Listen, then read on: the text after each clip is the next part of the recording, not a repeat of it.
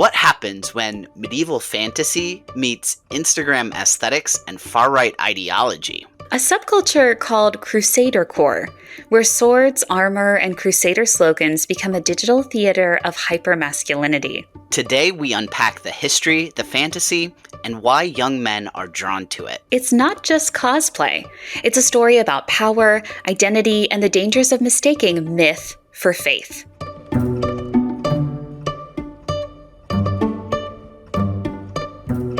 You're listening to Whiplash, a listener-supported podcast produced by Max Kuzma and Emma Cieslik, lifelong Catholics and members of the LGBTQ community. We explore Catholicism through the lens of queer liberation theology, and we're so glad you're here to join us.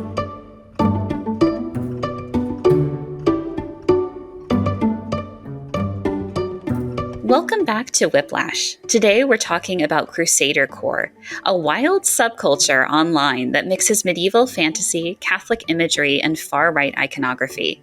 Scroll through Instagram or TikTok and you'll see crusaders silhouetted against firelit castles, swords raised, faces stern, performing this epic, ritualized masculinity. Exactly.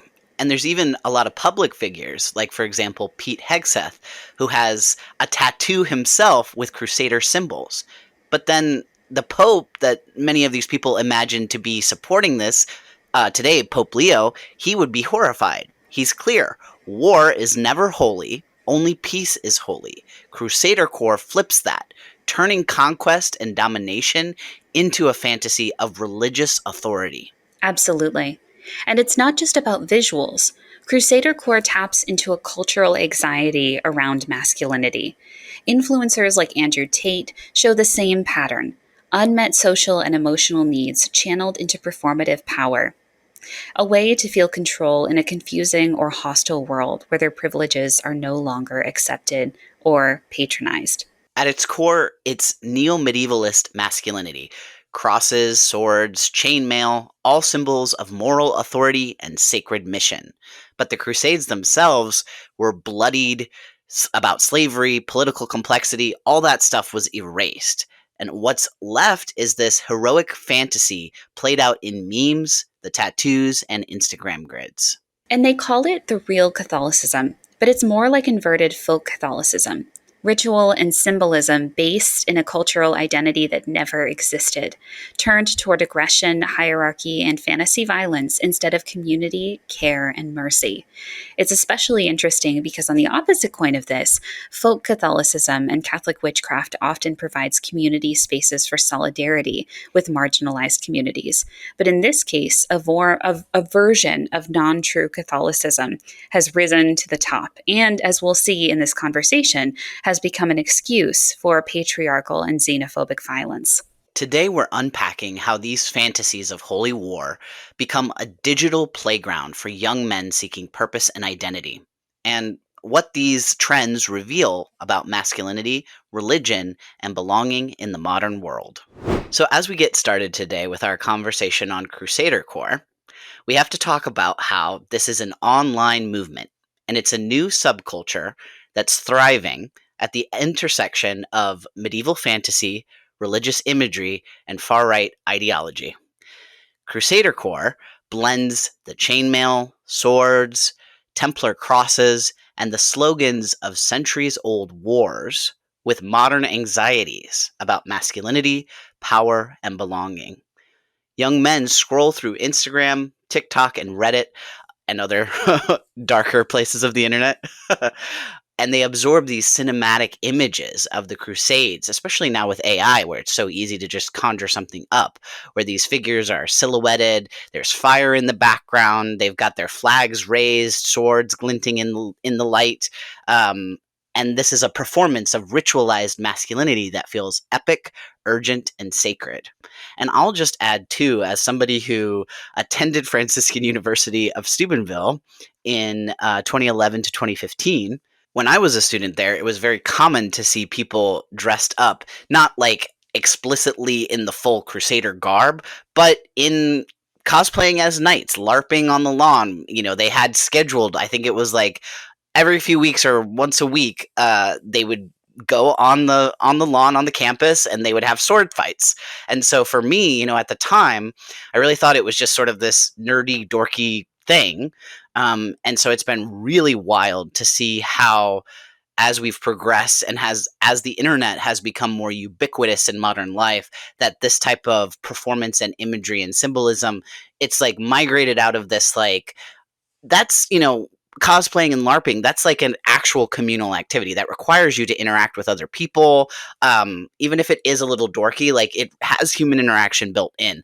But now it really does concern me to see it become totally online and totally fantastical, because it becomes so disassociated and removed from the reality of your life experience, and that's where it becomes so dangerous. And that's where, when we see figures like Pete Hegseth, though himself not Catholic, has embraced this imagery with Crusader symbols etched on his skin with tattoos, aligning himself with centuries of violence justified in the name of religion. And so there are very real applications. It's just, like, not good ones. Like, we had this opportunity for this good communal activity, and then now we have this kind of scary radicalization that's going on. And as mentioned in the intro, the real authority that they invoke, because the Catholic Church does have a head, that's Pope Leo, would be horrified by this, sanctification of war as, like, the ultimate good, because Pope Leo, has repeatedly affirmed that war is never holy, emphasizing mercy, dialogue, and the disarming of hearts. The images and slogans of Crusadercore, by contrast, glorify combat, conquest, and domination, a violent fantasy masquerading under religious authority. Absolutely. And we see this in military examples. Specifically, Pete Hegseth, who was elected Secretary of the Defense, now Secretary of War, interestingly, with the rebranding of the Department of Defense, specifically has tattoos that are indicative and tied directly to the Crusades, specifically the Crusader cross that he has. His mention of the specific Crusades ties to one that has exploded on the internet that co-opts a figure from the Ridley Scott 2005 film, The Kingdom of Heaven.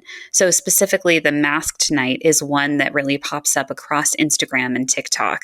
And we'll delve into that a little bit later about the problems of using that figure and this iconography to justify patriarchal and xenophobic violence. But Hegseth's arm is covered from top to bottom, and he has other tattoos tied to patriotism that are problematic. So the important thing that we had mentioned is the Jerusalem cross specifically is emblazoned across Pete Hegseth's chest. So he was formerly a Fox News anchor, a former member of the National Guard, and was brought into this national spotlight. But he's part of a growing movement where this expression and believe of Deus Vult, or God wills it, as a Crusader battle cry has also become a political battle cry, with using and justifying Christianity as evidence, or justifying political, xenophobic, and patriarchal violence as the cost for a modern culture war end. So as a result of it, Pete Hegseth is the best example of how that has entered the national stage. And his tattoos, along with others, were concerns when he was elected about what it means for this iconography tying to literally one of the worst examples of colonial and Islamophobic violence in global history to be glorified by someone who has now rebranded one of the major departments of the United States as one of war instead of defense. 100%. And I do think it also ties into, even though he himself is not Catholic, obviously the tattoos, the imagery is Catholic. And I think it just speaks to the growing prominence of Catholic nationalism within the Christian nationalism space. Wouldn't you say, Emma? I completely agree. And it's important to mention, too, that Pete Hegseth, just as you say, is not Catholic.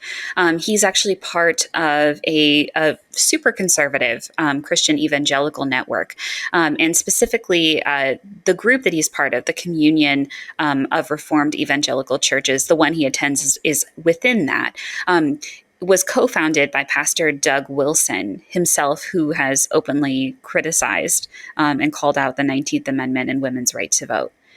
So when Hegseth retweeted Doug Wilson's conversation about saying and challenging the 19th Amendment, there was great concern about what it would mean for him and what this spiritual mentorship that Wilson provides for Hegseth connects to modern far-right Christian nationalism. And certainly also another figure associated with Hegseth is this Christian nationalist pastor, Joshua Hames, who recently said it's not inherently evil to own another human being.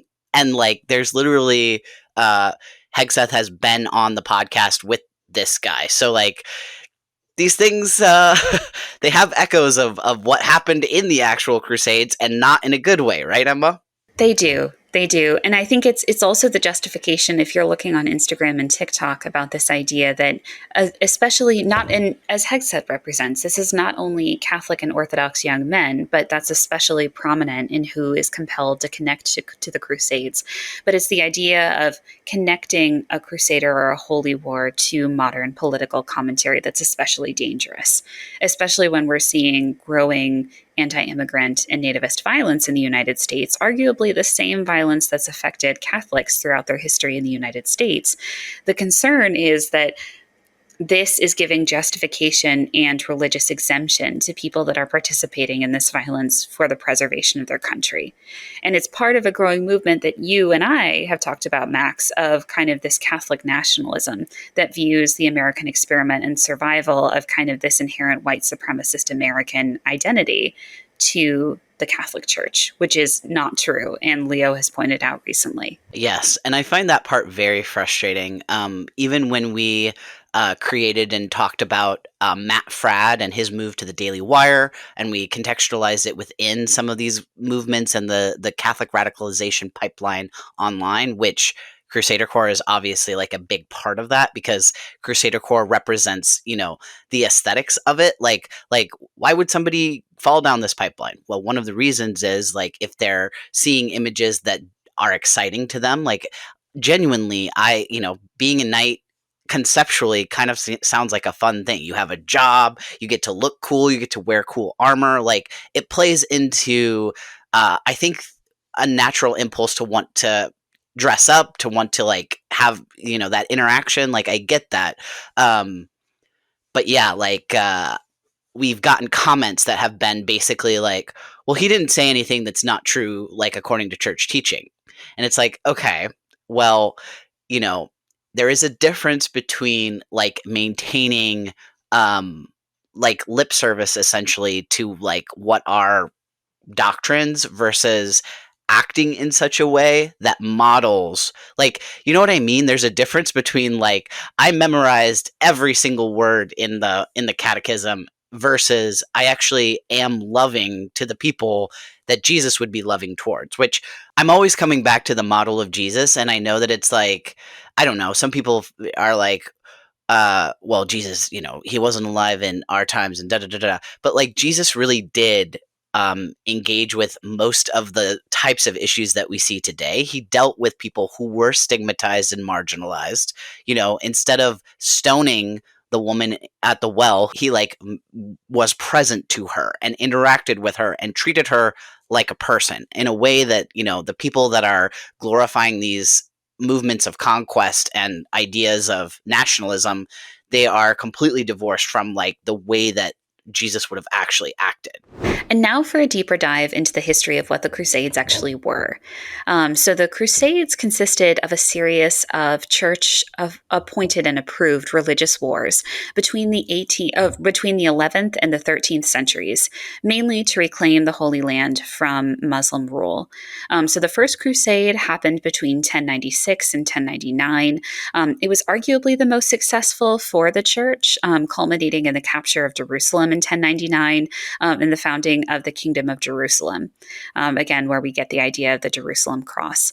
It was launched by Pope Urban II after a request from the Byzantine emperor. So even back then, all of the context of the Crusades were not They were justified by religious campaigns, but also had deeply political intentions, and were maneuvers set to consolidate European power.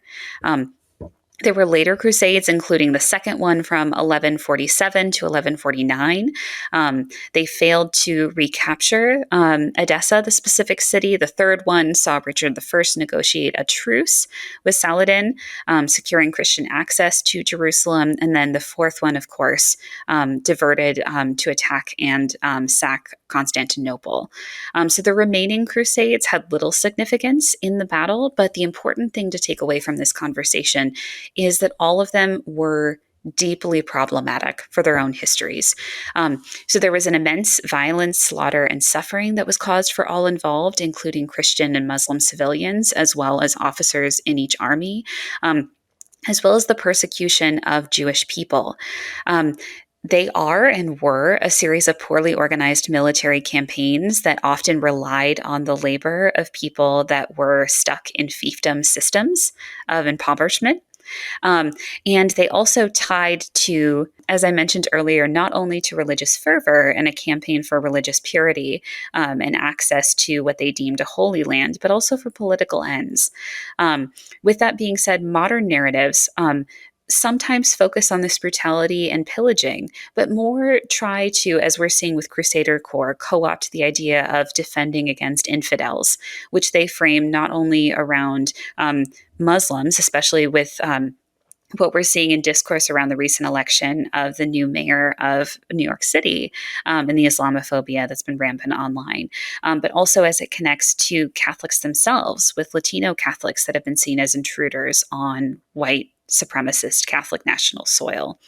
Um, with that being said, it was a devastating time of history, and most Crusader Corps devotees do not understand or accept all of this history. They appropriate this history selectively for what they want. So the Crusades themselves did not stop with the Holy War. Later campaigns targeted heretics, political rivals, and pagan populations in Europe, as well as Muslim territories beyond the Levant. So the Fourth Crusade, as I mentioned earlier, diverted from Egypt to Constantinople, ended with a catastrophic sack of Constantinople, a brutal looting and destruction that still echoes throughout history. And by the 13th century, the Crusader states crumbled entirely under the pressure of the Mamluks, leaving behind enduring myths and contested memories. The important thing to remember in this discussion is that the figures of Crusaders have been historically charged. So even if people are dressing up and modeling themselves after this, Crusader iconography is charged as inherently connected to Islamophobic violence. Specifically, ahead of the England's World Cup clash with the United States, the FIFA organization, the governing body for the world's soccer sport, called out Crusader costumes that were worn by English fans as offensive. So specifically, some English fans attended sports events dressed as the English patron saint, St. George, equipped with helmets, crosses, and plastic swords. But FIFA themselves have called out how Crusader costumes in the Arab or Middle East context can be offensive to Muslims. This is why anti-discrimination colleagues asked fans to wear things inside out or change the dress. It's a connection to the devastation of this history. And it's important because as many of these young men online are connecting to Crusader iconography, the Catholic Church has apologized for the impact of the Crusades formally. It's within the canon of the Catholic Church to recognize the violence that this was inflicted on communities. Significant apologies were made by Popes John Paul II and Benedict.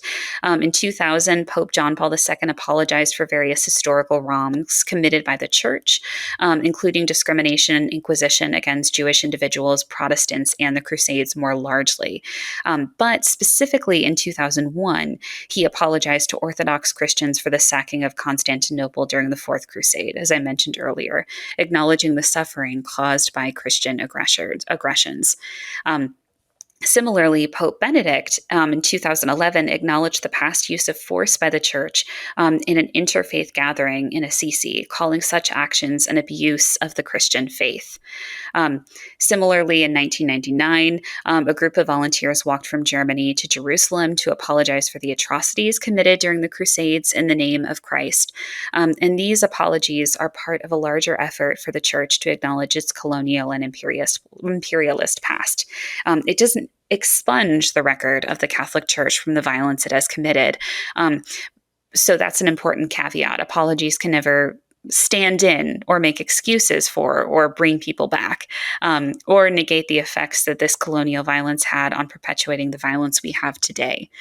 So what we're seeing with the rise of Crusadercore, and again, there are different facets. So there are some people who are adopting this mainly for the love of, especially young women, for the love of aesthetic content around medieval dress and vintage costuming.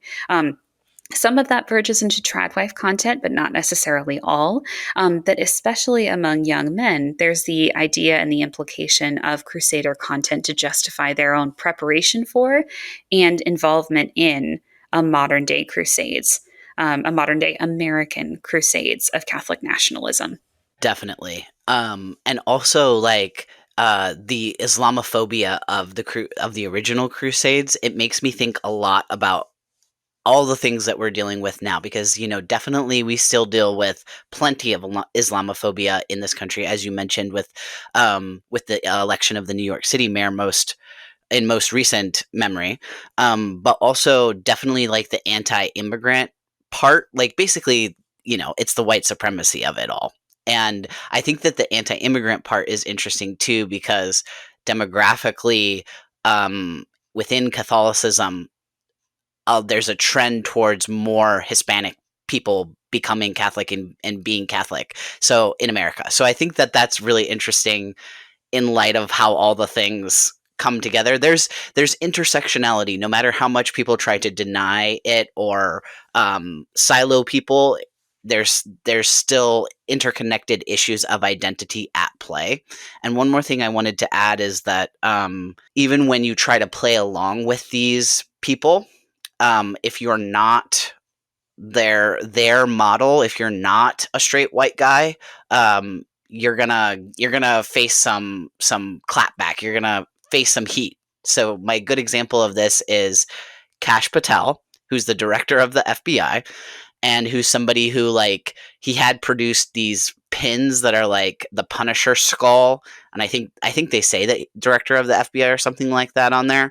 And then when Charlie Kirk died, one of his comments was, "I'll see you in Valhalla, brother." So it's very much in this whole warrior ethos. Concept. So he was raised Hindu, and for a recent Hindu celebration, he wrote on social media, "Happy Diwali, celebrating the festival of lights around the world as good triumphs over evil." And when he did that, many within the MAGA world were immediately upset about it. And so there's this one far right pastor called Joel Webbin, who we've talked about before. He has the Right Response Ministries podcast, I believe. And he is not like directly associated with Hegseth or Doug Wilson, but a very like obvious contemporary. So what Joel Webbin wrote was, "Go back home and worship your sand demons. Get out of my country." And so I just wanted to bring all those examples up because it's like, even somebody who is like essentially politically aligned with them, Kash Patel is, he wouldn't be the FBI director if the Christian nationalists didn't feel like he was contributing to and cared about what they care about. But it's just an example of like a little bit of like the leopards eating faces thing. Like I voted for the leopards eating faces party, but I never thought they would eat my face. So I just wanted to throw that in there of like, yeah, like there really is no way to be exactly what they want you to be. They'll still find something to come after you about. And relatedly, the actual people who are in power are still going to make decisions that hurt the little guys, even if those little guys are ideologically or identity aligned with them. Yes. And I also want to tie it back to, as I had mentioned a little bit earlier, along with these figures, the idea of Pete Hegseth kind of serves as our center entrance into this subject. So, specifically, Hegseth's new book, The War on Warriors, has. He read an excerpt of it that said, I joined the army to fight extremists in 2001. 20 years later, the same army labeled me one. And it's specifically referring to how he was cast out of the army.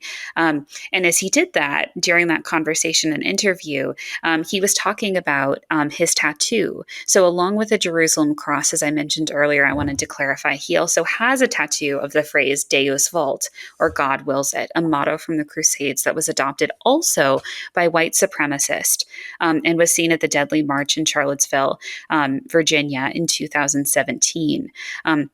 Hegseth claims that his orders were revoked to guard the Biden administration. As a result of this, it's tied to how he has employed this level of Crusader and Christian iconography in his own extremism against who he claims domestic enemies are from the left. With this being said, he has and to clarify, in his 2016 memoir, In the Arena, Hegseth has clarified that he relates to an online image of a triumphant ISIS fighter, a Quran in one hand and AK-47 in the other. As he wrote, with God on his side and the wind at his back, he is a conquering warrior. He is fighting for something greater than himself. He is fighting with God. As it frames, Hegseth said, I recognize that fighter, even though I've never met him. I am drawn to him because I relate to him. I deplore what he stands for, but what he does and how he does it. I deplore what he stands for, what he does and how he does it. He is a soldier of hate, subjugation, and sheer evil, but I understand his passions. It was this 2021 resignation from the military that coincided with Biden's administration that Hegseth turned toward Christianity. And again, as we mentioned earlier, this far right theological framework led by Doug Wilson, who he has remained close to during his tenure as Secretary of Defense and later Secretary of War. Very much, Hegseth has used this Christian iconography to justify violence against undocumented individuals within the United States, as well as push a campaign of military aggression against outsiders. It also connects to the idea that a great sense of anti-Muslim rhetoric is not only part of his books, but also part of his current national and international military policy. And ideas that the Crusades were, in some sense, a glorification or a justification of Christianity for this violence, which we see today against undocumented individuals, immigrants, as well as legal citizens of the United States that just have differing viewpoints or differing presentations. Is well documented within the Catholic spheres. So Matt Fradd himself, who we talked about last week as a new addition with his Pints with Aquinas podcast to the Daily Wire, himself had an episode titled "Were the Crusades Justified?" with Daria Little. So he specifically on that calls out how the Crusades are a difficult part to talk about Catholicism's engagement with the religion of Islam and Muslim communities. But in the description of the video, claims that history should not be drawn with broad sweeping conjectures. It does seem that the popular presented narrative of the Crusades as a brutally unprovoked slaughter is probably a gross misrepresentation. And that, yeah. Emma's like presented without comment. and that being said, Matt Fradd has a very significant following online, and that reverberates not only within these large-scale figures like Hegseth and Fradd making comments about the Crusades on their platforms, but also to young, impressionable Catholic and Orthodox men who are within these radicalized pipelines. So just as Fradd has a podcast where we talked about Aquinas's theology over beer, and that evolved further into political commentary about masculinity and Catholic nationalism. Too, we see these young men who are radicalized to think about the Crusades as justification and excuse for their action. So specifically, as I mentioned, the 2005 film The Kingdom of Heaven has been exploding on social media over recent years. with images of one of the center crusaders holding up his hand, stating with the caption, "How I feel when they call me a Christian extremist," with the quote underneath it, a comment stating, "I'm proud," with a sword next to it. Similarly, there's an image shared by the Comic Comedy Club on Instagram of a crusader currently wearing the Jerusalem cross. It's a lithographic illustration with the caption, "Born to reclaim the Holy Land, cursed to receive a warning from HR." And the actual caption says, "HR says I can't declare a holy war during the morning meeting." Um, Similarly, there are ones that are shared that feature headlines from publications about LGBTQ plus rights, including one that was shared by an account on Instagram called Starting the 10th Crusade, on January 29th, 2021, that shows a screenshot of a document, or rather an article reading, "In lieu of pride parades, thousands attend rallies across Israel for LGBTQ rights," with a crusader who is first looking to the side, then looks center with the caption, "Time for a fucking crusade."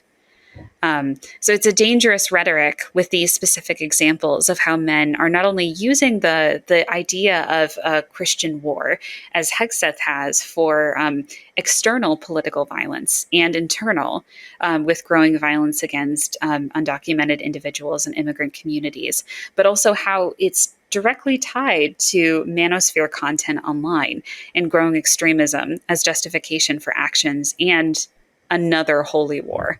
Absolutely. And that HR comment one, um, that makes me think of something that we talked about in our last episode, something that you said specifically, which I thought was very true, and I'm not sure if I'm going to put it properly. So give me a little grace as I try to express this. But essentially, what I took from what you were saying is that it's often within these alpha male and in these manosphere spaces, it's this idea that um, the way that men are, so first of all, that men are inherently these certain traits, like men are inherently masculine and aggressive, and that like somehow society, modern society, has like muzzled them. This idea that like their true nature is has been or is limited by society or modern society. And yeah, I just wanted to bring that point back up and see how you would nuance that, Emma. Totally. I think it's connected to, and this is something I wanted to share, so I wanted to make sure I clarified that you were asking about this. It's tied to this idea that among a lot of young white men, and some young white women, there is an understanding that past generations, their fathers, their grandfathers, had a level of privilege that was enabled by the oppression of other people in marginalized communities. So when young men today, especially young white men, look at themselves and what they've achieved, there's often the expectation that because there is an extension of rights to other individuals, if as there is, and again this is being challenged, as there is growing protections surrounding queer and trans people, which are challenged by the Trump administration, that's emboldened by manaverse content creators and audience members, that it is a pie, that by people taking and acknowledging and protecting their own rights within their communities, it's going to leave less for these young white men. And as a result, the blame is shifted not from them and historical systems of oppression that have enabled their fathers, their grandfathers, their great grandfathers from succeeding and gaining generational wealth and amassing it intensely. That they are therefore, that the problem and the lack of their ability to ascend to this idea of generational wealth, to this understanding of white supremacy, to the political and social capital that their forefathers, their ancestors once have, is the direct fault of marginalized communities that have advocated for their own rights. And it is a deep and serious problem, because as men are looking for direction in a world where they are concerned about the privileges that have long been afforded to the people above them and the people earlier than them, they are now turning that back, not on themselves, introspectively looking at their own communities, but at the very people who are trying to exist within these spaces. So I think that, yes, the big concern is that because men are feeling adrift politically, socially, culturally, because they feel this disruption, there is a deep fear that they need to find and identify ways that they can exert political control once again. And the Crusades is one element of it, but also it's part of a wider Manosverse where men are advocating for their own rights, um, for their own survival, for their own political capital and political gain, and arguing that they have to campaign in these culture wars for a return to a life that they never experienced, a life that was made possible by privileges that oppressed other communities. Totally. I think that's really well put, and I think that really captures a lot of why there's so much um, fantasized nostalgia. Because one of the biggest things about this whole issue is that, although, as you say, it is a trend and it is true that men did have more power in society, like, it seems like all of these individual men think that they would be like the leader in these scenarios. Like, they would be like the main commander. They would be like the person receiving like the most glory. But the truth is that many men were just the grunts in the machine of this, which is true of the movement today as well, that these men are just the grunts. They're not actually reaching the levels of exaltation and power that they're obsessed with or fantasizing about. So, to your point about the lack of the inward looking, it feels to me like trading this fantasy or this romanticized idea for an invented past, with the reality of a life that you could live and enjoy, where you could share resources and you could share privileges with people, and it would actually benefit you because your life would be better than just being a grunt, just being one of the people on the front lines who was immediately killed in one of these needlessly bloody battles. You know what I mean, Emma? 100%. One of my central points that I want to emphasize here is the exaltation of the Crusades as a time when men exercised their rights and were justified for using violence is the same systems in which women exalt a time when women, white women specifically, stayed home and tended to their children. So it's this nostalgic of the past that they never personally experienced, but believe that they are certainly owed, and that society is challenging. So young men today that are exalting the Crusades, that are looking to Pete Hegseth, that are looking to Matt Fradd, to these people that are challenging arguably true narratives of the Crusades as something deeply historically and politically controversial, problematic, and devastating. Are providing outlets for people to find and identify where they themselves would have stood in this historical narrative, and allowing them to tether their own current political agenda to Crusader violence. So men today are accessing elements of, I can be a crusader, I can live this life, I can be an operant of a holy war today. That, as I was sharing earlier, ties to another one of those memes, which features Pope Leo looking and gazing out a plane at and it's photoshopped, of course, at an army of crusaders. And it's the idea that these men believe they would be the ones fighting and enacting justice during a modern crusade. And it is part of an apocalyptic understanding of the world, an apocalyptic endgame battle mentality that's tied to growing militarization, not only of Catholic segments, but also growing manosphere ones. So men are yearning for this nostalgic time in the past when they were crusaders, when they had this level of justice and notoriety, but also historical and cultural significance and meaning that they could attach themselves to. So it's incredibly important. It ties to one of the accounts that shares this is Crusade with Care.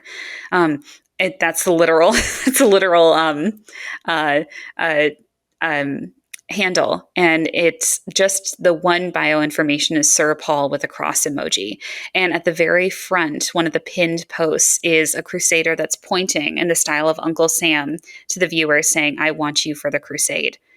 Um, and so in this post, it actually says, draw your sword, raise your shield, don your cloak and armor. If you've got medieval gear to put on display, now is the time for you and your army to shine.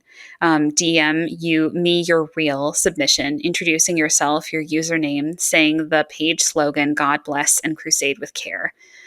This is not a contest. It's a call to grow our humble crusader family. And it includes a quote from C.S. Lewis saying, since it is so likely that children will meet cruel enemies, let them at least have heard of brave knights and heroic courage. So it's an especially devastating and upsetting idea that I think is connecting to a lot of how people are understanding and mobilizing around Christianity. It is in of itself Catholic violence and Catholic nationalism of using this past history that is especially wrong, and the church has apologized for and outright called out as kind of their battle cry and model for the one today. Just have a Lord of the Rings marathon, guys. Like, just go watch the Lord of the Rings. Well, and the interesting thing is, along with the Kingdom of Heaven movie from 2005, a lot of the content people share online is Lord of the Rings content. And it's sometimes like comedic content from Monty Python and the quest for the Holy Grail. So it's interesting that it's any piece of Crusader content that's accessible online has kind of been glorified for what it looks like. And some of these people weren't Crusaders. Just specifically, like an element from the Lord of the Rings battle, where we see like Gandalf riding into battle on this page itself, Crusade with Care has the caption of them riding into battle, the day Catholics and Orthodox unite to defend the persecuted Christians in the Middle East. So it's co-opting a lot of this iconography solely for this reason. Oh my goodness. And when you're wondering the impact of this page, as well as others, have huge followings. Crusade with Care has 58.4 thousand followers. So as much as we talk about Crusadercore as a danger to young men and kind of creating a pipeline for them to see themselves as historical and modern champions of kind of this Christian nation and holy warfare, it's really impacting and radicalizing a group of young people today. I think we are most definitely in an era when imagery has been detached from like citations or sources, partially because of AI, but also just it's just if this imagery sells my story or makes my point, I'm gonna use it. Like I'm thinking especially of the what you mentioned of Pope Leo, the photoshopped looking out, and it's the POV. Pope Leo looking at all the soldiers for the next crusade or whatever. Um, Pope Leo himself has been a huge target of AI generated content. Not just appropriating it in the way that we're talking about here, but also fake sermons, and all types of content that isn't real at all. And of course, then there's like also the issue of spin, where it's implied that the Pope is in a literal Pope versus Trump type of scenario, which doesn't really align with how careful Pope Leo is in how he says things, because he is an international leader, so he understands that there is diplomacy. At the same time, there are things that he has outright said that counter much of this Crusader core and related alpha male adjacent this whole world ideology, such as he said, nothing is lost with peace, everything can be lost with war. And he has made specific appeals for immediate ceasefires, disarmament, and days of prayer and fasting, emphasizing that faith must serve as a guide to protect life and uphold justice rather than to be used as a justification for aggression, which it seems obvious that the Pope would not be. It seems obvious to me, I should say, that the Pope would not be out here green lighting this type of violence and aggression, but I really feel like it's important to say because, again, from the feedback of people who are like, well, these guys aren't saying anything that's not aligned with church teaching. Okay, once again, you can have the catechism memorized, you can have the church teaching memorized, but at the end of the day, it is about love of neighbor. Like love God, love your neighbor. Those are the core messages that Jesus called the greatest commandments. So to me, at the end of the day, that's where um like the buck stops with the Pope, and the Pope is saying this. So I don't know, you know, people can say, oh, LGBTQ people aren't real, and if you try to call yourself an LGBTQ Catholic, you're a heretic or whatever. But I might want to turn that around if you're the one saying, let's go and start this holy war that is not at all approved of or encouraged or supported at all by the Pope. So I just feel like that's an important point for that reason. 100%. And as I mentioned earlier, these people are ones who have great followings, and they're co-opting a lot of they're not only fighting for a holy war against Muslim individuals and Jewish individuals today, which again, anti-Semitism and Islamophobia appears across many platforms with sharing this Crusadercore content. But they're also campaigning against culture war topics. You mentioned, Max, just as Frad talks about. So one Instagram account with the tag The Great Crusader has changed their pronouns to sin/ner. In the same way that another account with 13.9 thousand followers titled Crusader for Christ has openly created content titled The False Ideology of Libertarianism, the Authority of the Catholic Church. The United States is not a Christian nation. Institutionalized progressivism, the Catholic Church and the government, Catholicism and the just war criteria. That one I think is especially important. So as a result, I want to highlight one of the things that's from this last post. The author says war by its nature involves killing and destruction. Therefore, it's never good of in itself. It can only be permitted under certain strict moral conditions. In the classical language, bellum iustum, just war is an act of punitive justice by a lawful authority aimed at restoring the moral order that has been violated. And the criteria for a just war, the first one, an example, is legitimate authority. So just as you say, Max, it's tied to that, and also tied to fracturing authority within the church. So many, and not all, of the young men who are part of these far right Catholic factions are also part of ones that were challenging Pope Francis's authority, but also Pope Leo's, to show compassion and empathy for undocumented individuals, as well as those in Palestine who are deeply affected by the ongoing genocide. Which I think is especially important. I also want to highlight one more thing. So sorry, I had so many ideas when we put this together. Is that one account that I think we should highlight specifically is Frog Crusader. So we've talked a lot about how there is an overlap between Crusader content and far right Catholicism. We've talked about how that connects to a Catholic worldview. But the one thing that we've talked about with Pete Hegseth that I want to expand on further is how this is connected not only to Catholic nationalism, but also Christian nationalism and white supremacy. So Frog Crusader has in the profile picture the groper frog, specifically associated with Nick Fuentes, who is wearing Crusader garb.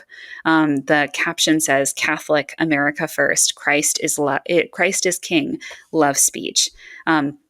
So specifically, one of the pinned posts to the very top features what looks like Nick Fuentes, or just a normal mainline white boy, white American young man who's wearing a hat that says America First.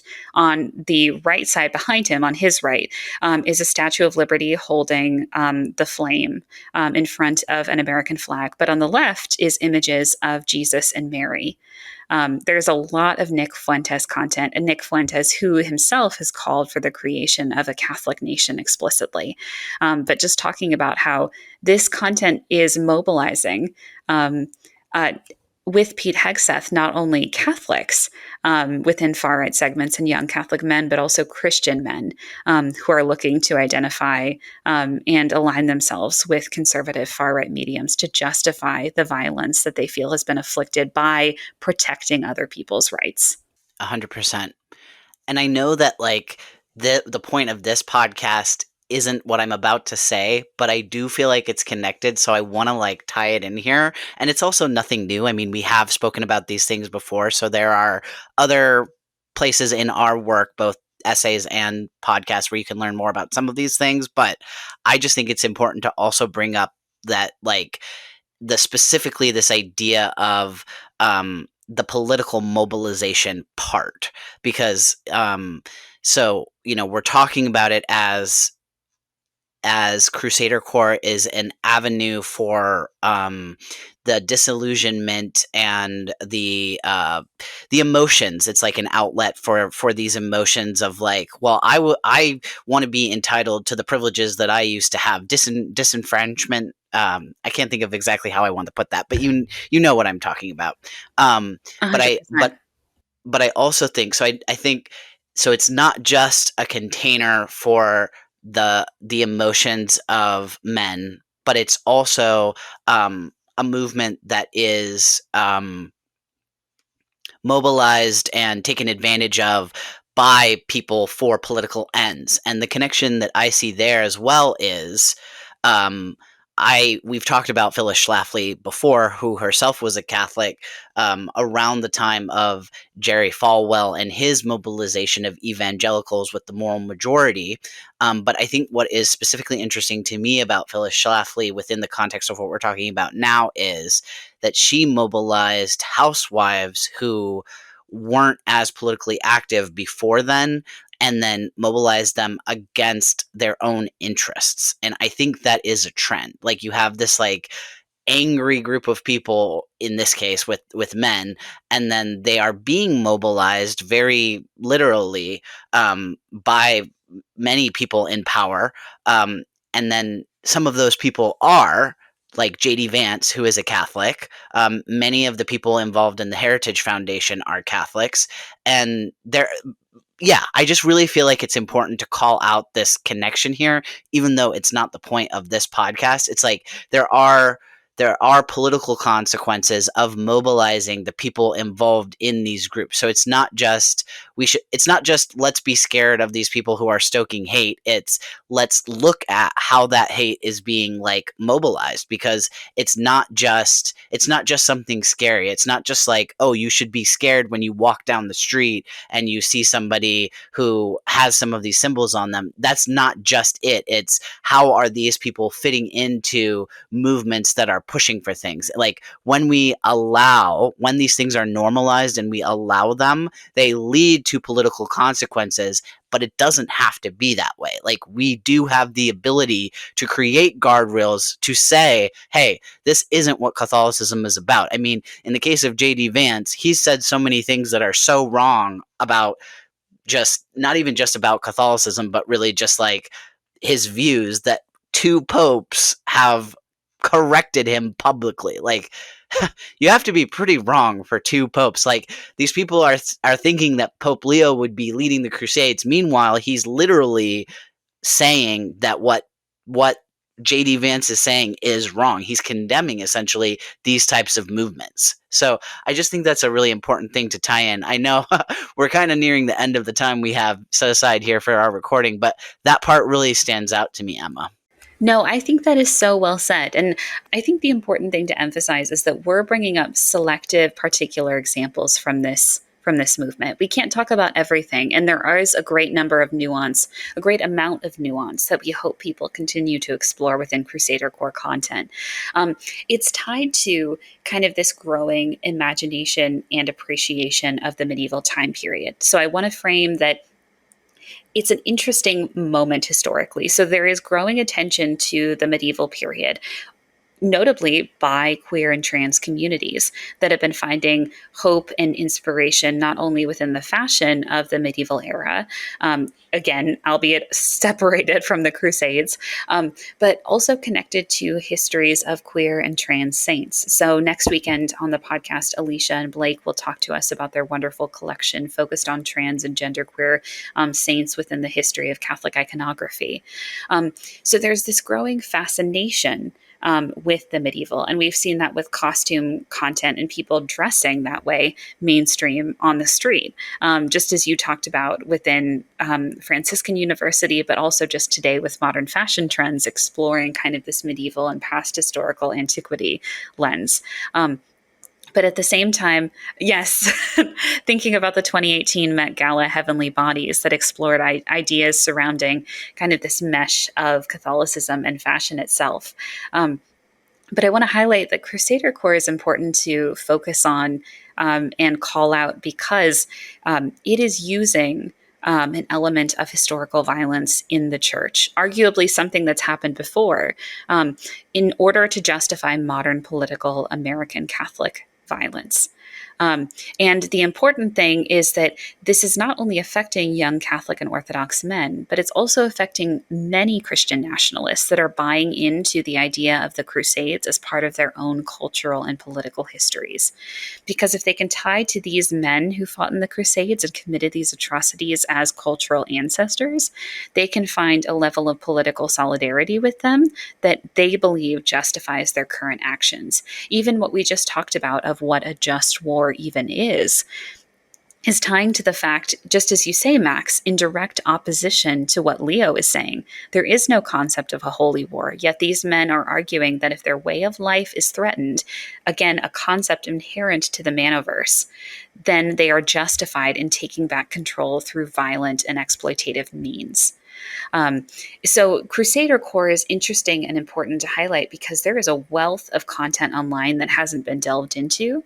Most recently, I want to highlight the way that we kind of got introduced and brought into this topic, and the way that many of you know about it, is the Department of Homeland Security specifically shared a photo recently that figured. That featured specifically a number of knights with swords.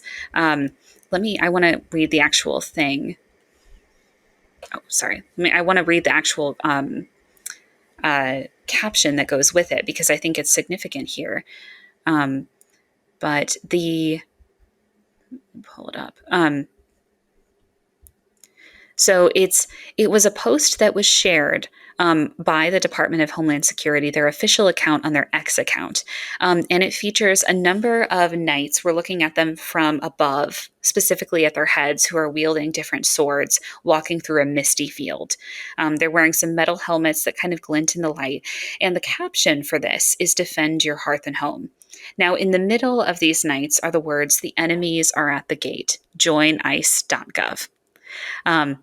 So thinking about, too, how Crusader imagery is not only about mobilizing young Catholic and Orthodox men who feel they've been wronged culturally by the denial of what they believe are their just rights and privileges, but also about co-opting white supremacist violence and co-opting a history of Catholic and Christian justified violence in order to bring more people into the fray and give them purpose. Because if they can argue that they're modern day crusaders, it gives them evidence and justification for what they do today.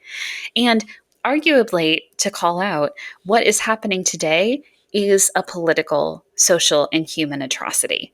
What is occurring in the violence against undocumented individuals, against queer and trans people, against people of color through police brutality, forced sterilization, and the prison industrial complex is a modern tragedy. So, just as we look back now on the Crusades with a growing understanding of their intense impact, one day we will look back on the ones today, not as like historical sponsors and excited ancestors like hoping for and fighting for a cultural way of life, but people that were desperately trying to cling on to privileges that should never have existed in the first place. Incredibly well said, Emma. Incredibly well said. I want to in your style, verbally highlight. I like when you say that. I want to verbally highlight. Uh, to me, the key piece is for for men, if their way of life is threatened, they are justified in enacting a holy war. That, I think, stands out to me as one of the most important points, because I think that's the motivation. That's where the mobilization originates. That's how these fantasies and these romanticized ideas, this attraction to an aesthetic, then becomes like activated as something that is affecting, harming, and motivating action beyond just ideas or, again, visuals or aesthetics. And so I know, we could probably talk about this much, much longer. There's a lot of information here. But as we come to a close here, I just want to give you the final word and see, where do you want to land in all of this? 100%. I want to emphasize that being interested in history is a good thing. We invite you into this conversation of Crusadercore because we see this as the co opting and appropriation of a deeply problematic segment of Catholic history by a group to consolidate and mobilize their own power. So we're concerned because we're seeing the sharing and proliferation of Crusader content online by white Catholic and Orthodox and sometimes Protestant young men in order to justify their current political and social violence. People being interested in the Crusades is interesting and impactful. People having a fascination with and unpacking what this means to Eastern Catholics, to Eastern Orthodox, to Islam, to Muslim individuals is critical. This is a huge piece of our cultural history and affects the ways in which colonialization and imperialism functions within not only the wider Catholic Church, but also the wider world. Our structure and makeup of the world would not be what it is today without the use and mobilization of young white men, very much the same way, for a holy war as it was done during the Crusades. So I invite people not to think of this as a deterrent from investigating Crusader history, but rather the opposite. Get invested and explore it further. When you encounter content online, specifically content that um, asks you, specifically from Bless God Studios, a video that says, "Should Christians be proud of the Crusades?" Or PaxTube, a video that shared 2 years ago saying why the Crusades were awesome, actually. We invite you to think critically about what that means and what they're trying to sell you. Think critically and do your own research into the history of these crusades, the history of the medieval period, the history of what impact this violence had on their communities. Don't shy away from it, but investigate further. What is this trying to tell you, and who does this narrative, a historically false narrative, benefit? So instead of leaning back, lean in a little bit deeper to understand where this history comes from, and also know that by digging deeper and exploring history yourself, you are part of preventing these far-right radicalization pipelines from proliferating online.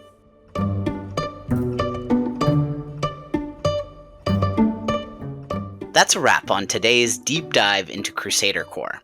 We've seen how medieval fantasy, selective history, and online aesthetics can combine into a compelling but dangerous vision of masculinity and faith. And remember, while these subcultures promise clarity and purpose, they distort history, theology, and morality.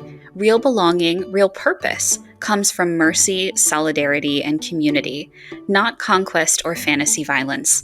Next week, we want to pivot to something more hopeful. We'll be discussing the same period of history, but rather trans and medieval hagiographies, stories of resilience, courage, and the ways people turned lived experience into models of care and inspiration.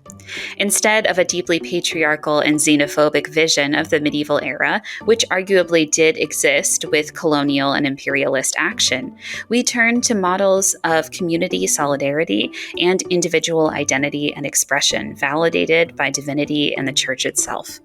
It's a chance to look at positive narratives and what it means to aspire towards them in the same historical period. Thanks so much for listening.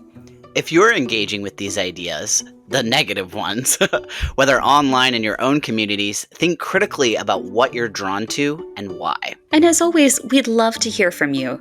Share your thoughts, your experiences, or questions with us. We read every message and are curious to see what you've encountered surrounding Crusadercore and other elements of fundamentalist Catholic subcultures online in your own life. Until next time, stay curious, stay compassionate, and don't let fantasy masquerade as faith. Goodbye!